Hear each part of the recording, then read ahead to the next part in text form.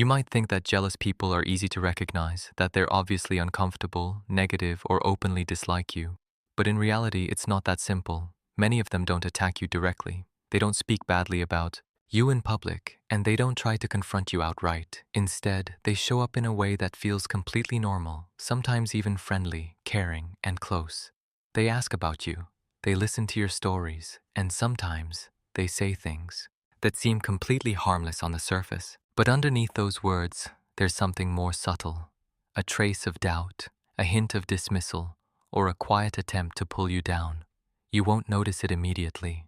You'll just feel a slight pause, a moment of hesitation, a strange, hard to explain feeling, as if your excitement has just been touched and quietly diminished. That's how jealousy often works. Not loud, not obvious, but enough to make you start questioning yourself.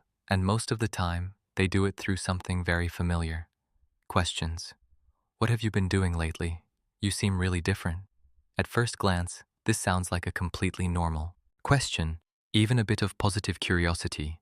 But sometimes, what's behind it isn't exactly recognition. It can be a subtle way of probing, trying to figure out what caused you to change, and whether that change truly comes from your own ability. They don't directly say you're undeserving, but the way they ask makes you feel like you need to explain yourself. You start listing your efforts, your hard work, as if you have to justify why you've become better. And here's the tricky part. When you're genuinely happy with your progress, a question like this can make you pause. Instead of fully enjoying your growth, you begin to analyze, compare, and even wonder whether you're just lucky rather than actually deserving it. That's the subtlety of it. They don't pull you down in an obvious way.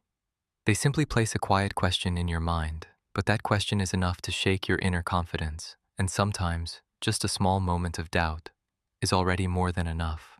Are you sure this is the right choice? On the surface, this sounds like concern, a gentle reminder to think carefully before making a decision. But if you look a little deeper, you'll notice it doesn't always come from trust.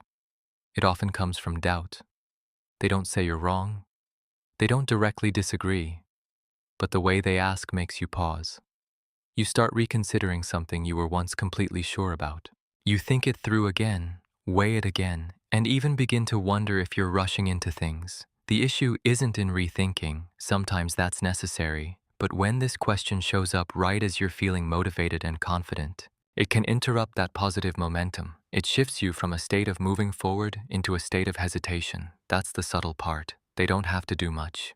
Just one well-timed question is enough to make you slow yourself down. And if it happens repeatedly, you may slowly develop a habit of doubting yourself. Not because you lack ability, but because you've grown used to needing to double-check your certainty before taking a step. Why did they choose you? This question is often delivered in a light tone, maybe sounding curious or even playfully surprised, but underneath, there's another layer to it. It's not really asking about your process or your abilities. It quietly places a question mark on your worth. You start thinking, yeah, why me? Instead of feeling proud, you shift into explanation mode. You go back over what you've done, what you've worked for, as if you need to prove that you deserve the opportunity. That's the subtle part. They don't directly dismiss you, but the way they ask makes your success feel unusual or even accidental, and it only takes a moment like that for your inner confidence to slightly shake. You stop fully enjoying your achievement and start viewing it through a lens of doubt. Sometimes jealousy doesn't need to deny you. It just needs you to start denying yourself. Is it really as good as you think? This question often shows up right when you're at your most excited, when you've just shared something you're proud of, or a decision that feels completely right for you, and instead of recognition, you're met with a question. On the surface, it sounds like objective feedback, a reminder that everything has two sides. But the timing matters. When it's said right in the middle of your excitement, it carries a different weight. It doesn't expand your perspective. It quietly shrinks your certainty. You start wondering, am I overestimating this? Your initial joy slowly turns into second guessing. Your confidence softens into hesitation. And here's the key part. They don't need to directly dismiss you. They just plant a possibility that what you believe might not be true. The rest, you do to yourself. That's how these kinds of questions work. Not loud, not harsh, but enough to dilute the positive emotion you just felt. And if you don't notice it, You may slowly get used to something dangerous, not allowing yourself to fully enjoy your own choices. Aren't you afraid of failing? This is probably the most reasonable sounding question of all. Everyone knows failure is a possibility and considering risks isn't wrong. But the real issue lies in the timing and the way the question is framed. It often comes up right when you're about to move forward, when you feel motivated, confident, and ready to try something new. And in that exact moment, the question shifts your focus away from the opportunity and places it directly onto fear.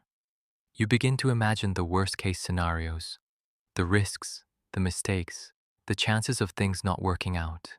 Your mindset moves from what can I achieve to what could go wrong. The subtlety is this: they don't stop you, they just make you stop yourself. And when you slow down, hesitate, or miss the opportunity, it all feels like a logical decision, not because you lack ability, but because you were guided to see everything through the lens of fear. Sometimes just one well-placed question is enough to keep you standing still when you were meant to move forward. Taken individually, these questions might not seem like a big deal. You might even brush them off if you only hear them once. But when they repeat, across different situations, from different people, they start to create a cumulative effect. You no longer react as strongly as you did at first. You don't even clearly notice what's happening, but internally, something begins to shift. You become more cautious about what you share. You overthink your decisions. And most importantly, you start double-checking yourself. More than necessary. That's how confidence gets worn down. Not by one big hit, but by small, repeated impacts. But once you become aware of it, things start to change. You no longer feel the need to explain yourself so quickly. You don't question yourself so easily just because of someone else's words. You begin to understand that not every question comes from a place of good intention, and from there, you learn something important. Not everything needs a response. Sometimes, silence and your inner steadiness is the strongest answer you can give. Once you become aware of these harmless questions, the way you respond begins to change. Not by pushing back and not by explaining more, but by holding your ground. You don't need to prove that you're worthy. You don't need to convince anyone that your choices are right. Because the truth is, people who genuinely recognize your value won't constantly put you in a position where you have to explain yourself. Maturity here isn't about how well you respond. It's about recognizing which questions are worth your energy. Some questions are asked to connect. Others are asked to slow you down, and once you can tell the difference, you stop reacting out of impulse. You become more selective, more observant. You keep just enough distance to avoid getting pulled into doubts that were never yours to begin with. In the end, what makes you strong isn't how much you can argue back.